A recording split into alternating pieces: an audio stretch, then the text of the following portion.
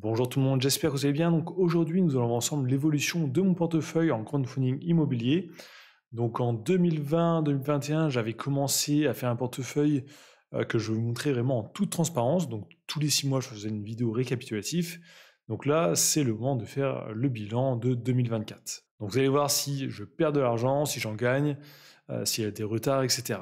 Donc on se trouve directement sur mon tableau Excel où je vous montre tout. Donc déjà, on peut voir total investi 45 340 euros.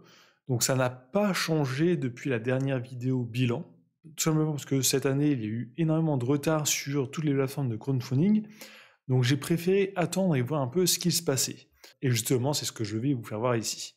Donc ici, on a quelques stats. Donc on peut voir, on a 38 projets finis, donc qui ont été totalement remboursés avec les intérêts. Et on a 45 projets en cours, donc encore un peu plus de la moitié. Et dans ces 45 projets, il y en a 36 qui sont en retard. Donc ça, c'est plutôt mauvais. Avant 2022, sur les plateformes de crowdfunding, il y avait très peu de retard. Et justement, en général, les projets étaient remboursés en avance, alors que là, on commence à avoir vraiment des retards sur tous les projets. Donc intérêt net reçu 1678 euros et intérêt en attente 3755. Alors là, ces stats ne sont pas bonnes à 100% parce que je mets les intérêts dans mon tableau que quand ils sont remboursés entièrement.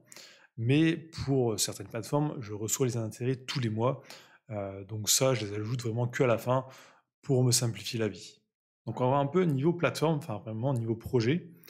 Donc quand c'est hiver ici, c'est que ça a été remboursé. Donc là, tout ça a été remboursé. Donc en 2024, on peut voir, j'ai eu ici 16 projets de remboursés entièrement. Donc, quelques projets ont été remboursés en avance, comme celui-ci, normalement était prévu donc en 2025, il a été remboursé en octobre 2024, etc. Donc il y en a 2-3 comme ça en avance. La plupart ont quand même été payés en retard, mais c'est pas grave parce que j'ai reçu des intérêts supérieurs. Par exemple, là, normalement, je devais recevoir 80 euros d'intérêt, j'ai reçu 85. Ici, je devais recevoir 51 euros, j'ai reçu 64, etc. Ensuite, les projets en cours. Donc j'en ai au total 8, je crois, qui sont encore dans les temps, parce qu'ils finissent en 2025. Et là, tous ceux avec la couleur beige, c'est les projets en retard. Donc en gros, ils sont tous en retard. Et certains de pas mal. Donc là, j'ai des projets qui devaient être remboursés en avril 2023. Donc qui ont bientôt quasiment 2 ans de retard. Donc j'ai pas mal investi sur la première brique, donc j'ai pas mal de projets normalement qui devraient être remboursés en janvier de cette année sur la première brique. On va voir si c'est vraiment le cas. En tout cas, c'est ce qu'ils ont annoncé sur les suivis des projets. Donc actuellement, en cours, j'ai 24 000 euros d'investissement, donc un peu moins, vu qu'il y a déjà eu des remboursements partiels.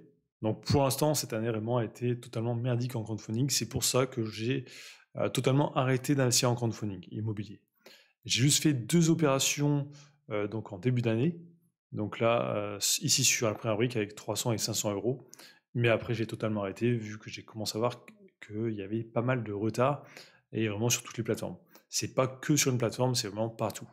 Donc ces retards sont surtout arrivés à cause de la hausse des taux d'intérêt.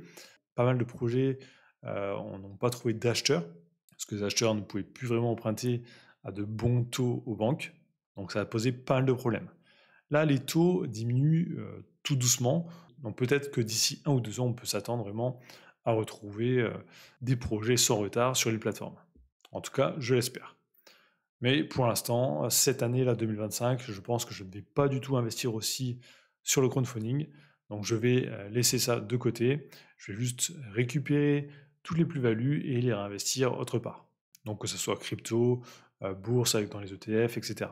Donc dans 6 mois, je vous refais une nouvelle vidéo pour vraiment voir est-ce qu'il y a eu des pertes définitives. Parce que pour l'instant, sur toutes les plateformes, c'est juste marqué en retard.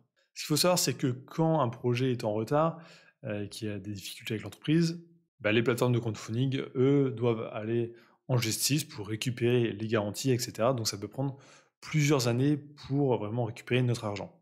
Donc sur la plupart des projets où j'investis, il y avait de bonnes garanties. Donc normalement, même si ça part en défaut, donc que l'entreprise ne peut pas du tout rembourser, bah, il y a moyen que je sois remboursé. Alors peut-être des petites pertes. Donc ça, je le saurai que dans plusieurs années. Donc dans 6 mois, je vous tiens au courant des retards, si la plupart ont été remboursés ou pas. Mais pour l'instant, attention, si vous investissez dans le crowdfunding immobilier, vraiment faites très attention. Donc pour moi, ça ne vaut pas le coup actuellement de prendre le risque d'investir dans ce secteur. Donc voilà pour le suivi du portefeuille. Donc si vous faites du crowdfunding immobilier, dites-moi aussi, vous, si vous avez à peu près la même chose de votre côté. Je pense que oui. Donc dites-le moi dans les commentaires. N'oubliez pas de liker, de commenter pour m'aider avec le référencement, de vous abonner et je vous dis à très bientôt.